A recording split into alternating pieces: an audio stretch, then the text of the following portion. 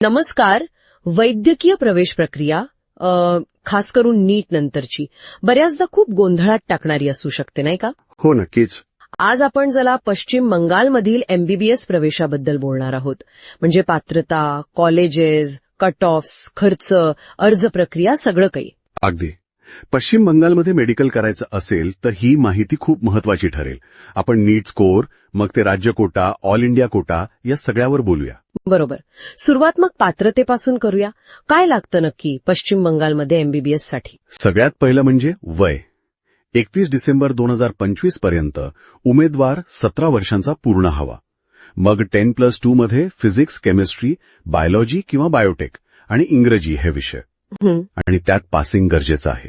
म्हणजे जनरलसाठी 50%, ST, SC, OBC साठी 40% आणि पीडब्ल्यूडी साठी 45% मिनिमम हवेत. ओके. आणि सगळ्यात महत्वाचं म्हणजे नीट यूजी परीक्षा ती चांगल्या मार्कांनी पास व्हायलाच हवी. हो, ते तर आहेच. आणि हो, जर 85% राज्य कोट्यातून प्रवेश हवा असेल तर पश्चिम बंगालचं अधिवास प्रमाणपत्र म्हणजे डोमिसाईल सर्टिफिकेट लागतं. त्यासाठी त्यांचे विशिष्ट प्रोफॉर्मा आहेत. A1, A2, B तुमच्या राहण्याच्या प्रकारावर अवलंबून. अच्छा, डॉमिसाईल महत्वाचा आहे राज्य कोट्यासाठी. आणि कॉलेजेस किती आहेत तिथे? सरकारी, खाजगी मिळून काही मोठी नावं? पश्चिम बंगालमध्ये सध्या जवळपास 25 सरकारी आणि 9 खाजगी मेडिकल कॉलेजेस आहेत. यात एम्स, कल्याणी पण आहे. ओके. म्हणजे एकूण मिळून साधारण 5,000पेक्षा जास्त एमबीबीएस सीट्स आहेत. सरकारीमध्ये खूप जुनी आणि नावाजलेली कॉलेजेस आहेत. Medical college Kolkata, RG Kar, NRS. हो, ऐकून आहे ही नावं. खाजगीमध्ये पण केपीसी मेडिकल कॉलेज आहे, आयक्यूसीटी आहे, श्री रामकृष्ण इन्स्टिट्यूट. ही काही चांगली कॉलेजेस आहेत. डेंटल कॉलेजेस पण आहेत 6-7. ठीक आहे, म्हणजे चॉईसेस आहेत भरपूर. पण मग ऍडमिशन प्रोसेस कशी होते नक्की? आणि ही कोटा सिस्टम काय आहे? प्रक्रिया पूर्णपणे ऑनलाईन चालते. त्यांची वेबसाईट आहे wbmcc.nic.in आणि सगळं नीट यूजीच्या स्कोरवर आधारित असतं. ही प्रक्रिया पश्चिम बंगाल मेडिकल काउन्सिलिंग कमिटी म्हणजे WBMCC हाताळते. आता जागांचं म्हणाल तर 15% जागा या ऑल इंडिया कोट्याच्या AIQ असतात. त्याचं काउन्सिलिंग दिल्लीची MCC करते. अच्छा. आणि उरलेल्या 85% जागा या राज्य कोट्याच्या SQ असतात. त्याचं काउन्सिलिंग WBMCC करतं. खासगी कॉलेजेसमध्ये मग राज्य कोटा, मॅनेजमेंट कोटा आणि NRI कोटा असतो. Management quota? हो. आणि इथे एक इंटरेस्टिंग गोष्ट आहे. मॅनेजमेंट कोट्यासाठी पश्चिम बंगाल हे ओपन स्टेट आहे. ओपन स्टेट म्हणजे असं की मॅनेजमेंट कोट्याच्या जागांसाठी इतर राज्यांमधले विद्यार्थी सुद्धा अर्ज करू शकतात. त्यांना डोमिसाईलची अट नसते या कोट्यासाठी. अरे वा, म्हणजे महाराष्ट्राचे विद्यार्थी पण अर्ज करू शकतात मॅनेजमेंट कोट्यात? हो, नक्कीच. त्यामुळे देशभरातून विद्यार्थी येतात तिथल्या काही खासगी कॉलेजेसमध्ये. पण अर्थात या जागांची फी खूपच जास्त असते. ते असणारच. आणि काउन्सिलिंगचे राऊंड्स कसे असतात? साधारणपणे पहिला राऊंड, दुसरा, मग तिसरा किंवा ज्याला मॉपअप म्हणतात तो, आणि शेवटी काही जागा उरल्यास तर स्ट्रे व्हॅकन्सी राऊंड असतो. समजलं. आता येतो महत्वाचा मुद्दा, कट ऑफ. किती रँक लागते साधारणपणे? आणि यावर्षी कधी सुरू होईल प्रक्रिया? काही अंदाज? कट ऑफ बघा दरवर्षी बदलतात. ते जागा, परीक्षेची काठिण्य पातळी यावर अवलंबून असतं. पण मागच्या वर्षीचा म्हणजे 2024चा अंदाज घेतला तर सरकारी कॉलेजमध्ये राज्य कोठ्यातून जनरल कॅटेगरीसाठी रँक साधारण 40,000च्या आसपास. गुण म्हणाल तर 630-635 पर्यंत बंद झाली होती. ओके, 40,000 रँक सरकारीसाठी. हो. पण खासगी कॉलेजच्या मॅनेजमेंट कोट्यात मात्र खूपच कमी स्कोरवर. म्हणजे अगदी 13 लाख रँकच्या पुढे सुद्धा ऍडमिशन मिळू शकतं. बापरे, इतका फरक? हो. आणि जर 2 विद्यार्थ्यांना सेम मार्क्स मिळाले तर मग आधी बायोलॉजीचे मार्क्स बघतात, मग केमिस्ट्री, मग फिजिक्स. आणि तरीही टाय असेल तर कमी निगेटिव्ह मार्क्स कोणाला आहेत ते पाहिलं जातं. अच्छा, टाय ब्रेकिंगचे नियम पण आहेत. आणि तारखा?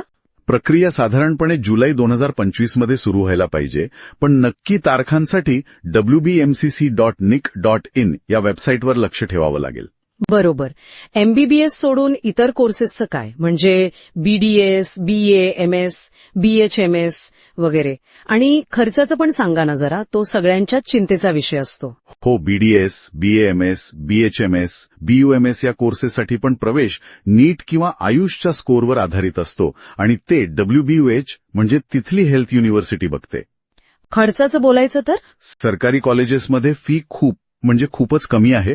वर्षाला कदाचित 30,000च्या आत असेल. फक्त 30,000? हो, अंदाजे. पण खासगीमध्ये जमीन आसमानाचा फरक आहे. तिथे सरकारी कोठ्यातून जरी ऍडमिशन मिळालं तरी वर्षाला काही लाख, म्हणजे समजा KPCमध्ये साधारण 4 लाख रुपये असू शकते. आणि मॅनेजमेंट कोटा?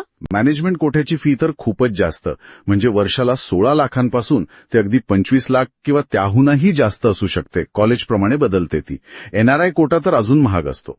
अरे देवा, म्हणजे प्रचंड खर्चिक आहे खाजगीमध्ये. आणि एक गोष्ट, जर मध्येच कोर्स सोडला तर साधारण 1 लाख रुपयांचा बॉन्ड पण भरावा लागतो. ओके, बॉन्ड पण आहे. अच्छा, असं ऐकलंय की काही विद्यार्थी महाराष्ट्रातून पश्चिम बंगालला जातात किंवा उलटं पण होतं. असं का? हो, दोन्हीकडे मुव्हमेंट होते. आता पश्चिम बंगाल ओपन स्टेट आहे मॅनेजमेंट कोट्यासाठी, आणि काही खाजगी कॉलेजेसची फीज जसं KPC वगैरे ती महाराष्ट्रातल्या काही खाजगी कॉलेजेसच्या मॅनेजमेंट फीजपेक्षा कदाचित कमी वाटू शकते काही जणांना, म्हणून महाराष्ट्रातले विद्यार्थी तिथे जातात. दुसरीकडे महाराष्ट्रात एकूण मेडिकल कॉलेजेस आणि जागा पश्चिम बंगालपेक्षा जास्त आहेत. मुंबईत KEM, सियॉन, नायर सारखी टॉपची सरकारी कॉलेजेस आहेत. त्यामुळे चांगले रँकर्स जे पश्चिम बंगालचे आहेत ते जास्त चांगल्या पर्यायांसाठी महाराष्ट्रात येऊ शकतात. बरोबर. लॉजिकल आहे. विद्यार्थ्यांचं कॅम्पस लाईफ कसं असतं तिकडे? हॉस्टेल वगैरेची सोय असते का?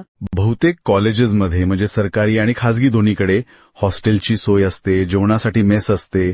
त्याशिवाय मग student counselling, career guidance, health facilities हे सगळं मिळतं. स्कॉलरशिपचे पण पर्याय असतात, मेरिटवर आधारित, गरजेनुसार किंवा मग कॅटेगरीसाठी. हे चांगलं आहे. आणि काही लेटेस्ट न्यूज पश्चिम बंगाल मेडिकल ऍडमिशन्सबद्दल काही नवीन अपडेट्स आहेत का?